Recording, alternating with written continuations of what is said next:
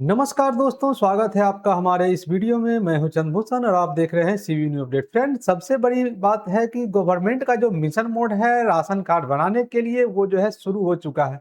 और बहुत ही खुशी की बात है कि जिन लोगों का भी राशन कार्ड का नाम कटा है वो लोग जो है आप अपना नाम जुड़वा सकते हैं। तो चलिए हम जानते हैं इस वीडियो में कि आपको कौन कौन से डॉक्यूमेंट, किस तरह से प्रोसेस, कौन सा फॉर्म भरना है, फॉर्म को कहाँ पे जमा करना है, सारा प्रक्रिया हम बताएंगे। चूंकि ये जो अभी हम आपको तरीका बताने जा रहे हैं ये कोई ऑनलाइन तरीका नहीं है, जैसा कि आप हमारे स्क्रीन के पीछे देख रहे हैं। इसे आपको ऑफलाइन करना होगा, लेकिन ये सटीक तरीका है और ये फिलहाल काम करेगा चूंकि गवर्नमेंट जो मिशन मोड में आ चुकी है। तो सबसे पहले हम आपको यहाँ पे दिखाते हैं एक आर्टिकल। यहाँ पे देख सकते हैं कि गवर्नमेंट को जो है 13 अगस्त तक जो है 11 लाख नए राशन कार्ड बनाने होंगे, ऐसा आर्टिकल आप देख रहे हैं। लेकिन ये आर्टिकल केवल लिखावट में नहीं है, धरातल पर भी काम हो रहा है। तो वो कैसे, मैं वो आपको बताता हूँ। तो दोस्तों देख सकते हैं कि आपके सामने हम अपने स्क्रीन पे एक फॉर्म रखे हुए हैं, राशन कार्ड बनाने हेतु प्रपत्र।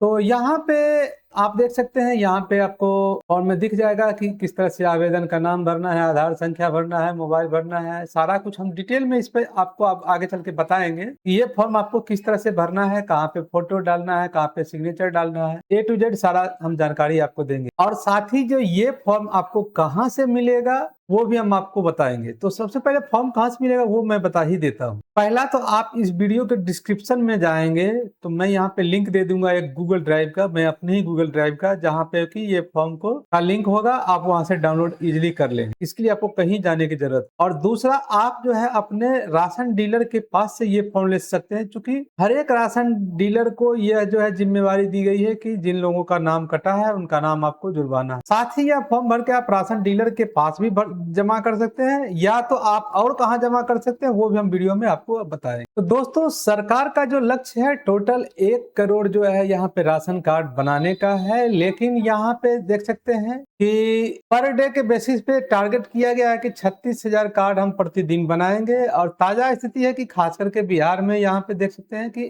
11 लाख जो है राशन कार्ड 13 अगस्त के अंदर अंदर बनाना हो। तो यहाँ पे आवेदन का जो सबसे पहला नियम आपको क्या करना है कि जो भी आवेदन करना है वो महिला के ही नाम से करना है, यानी कि head of the family ration card के मामले में महिला को ही माना जाता है। तो महिला ही इसकी मालकिन होंगी। उसके बाद ही जो आप पति का नाम लिखेंगे, बच्चे का नाम लिखेंगे और अन्य सदस्य का नाम लिखेंगे। तो ऐसा क्यों करना है? तो ऐसा इसलिए करना है कि सरकारी योजना में महिला को ही प्राथमिकता दी जा रही है। तो आप अपने एलिजिबिलिटी क्राइटेरिया को देख लें कि आपके पास 4 व्हीलर नहीं है, आप इनकम टैक्स दाता नहीं है, कोई ऐसा रोजगार नहीं कर रहे हैं जिसमें इसकी 10,000 से ज्यादा का आमदनी आपको हो रहा है, आपके पास 3 कमरों से ज्यादा का मकान नहीं होना चाहिए, और जो है 2.5 एकड़ से ज्यादा भूमि नहीं होना चाहिए। अगर ये सारा है तो आप भरेंगे भी तो भी आपका रिजेक्ट हो जाएगा।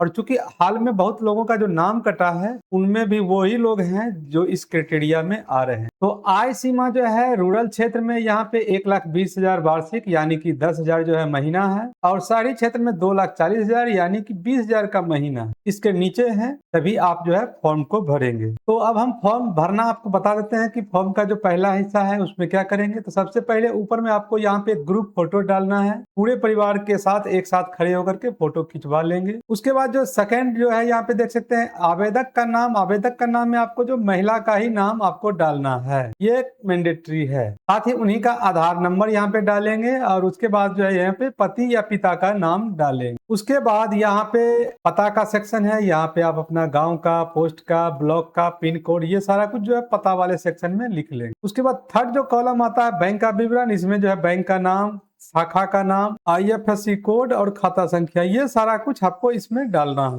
फॉर्म का जो दूसरा हिस्सा होता है उसमें जो सारा डिटेल आपको किस तरह से भरना है, तो यहाँ पे सबसे ऊपर में जो कॉलम है उसमें आपको महिला का ही नाम डालना होगा। लिंग में अगर जो महिला है तो वहाँ पे F लिखेंगे आप, F यानी कि फीमेल होता है। यहाँ पे स्वयं लिखेंगे चूंकि यही जो है मुख्य जो है आवेदक है। उसके बाद व्यवसाय में इनका लिख देंगे गृहिणी, और नीचे 12 अंक, यहाँ पे 12 अंक का उनका आधार कार्ड का नंबर डाल देंगे, और मासिक आय 10,000 ही लिखेंगे या उससे कम ही लिखेंगे जितना आपका आय बना हुआ है आय पर। उसके बाद नीचे जो है बेटे का नाम, पति का नाम, बेटी का नाम या अन्य सदस्य का नाम लिखेंगे। अगर महिला है तो एफ लिखेंगे, पुरुष है तो एम लिखेंगे। एम से मेल होता है। जो भी संबंध होगा, पति बेटा या जो भी होगा वो आप लिख लेंगे। यहाँ भी या तो बेरोजगार लिख देंगे या अदर में कुछ आप लिख देंगे। साथ में उनका आधार कार्ड का नंबर लिखेंगे। याद रखना है कि इनके आय में आपको 0 ही लगाना है, क्योंकि जैसे ही इनका आय में भी अगर कुछ अमाउंट डालेंगे, ये दोनों ही कैलकुलेट हो जाएगा, जोड़ लिया जाएगा। तो नीचे वाले सदस्यों के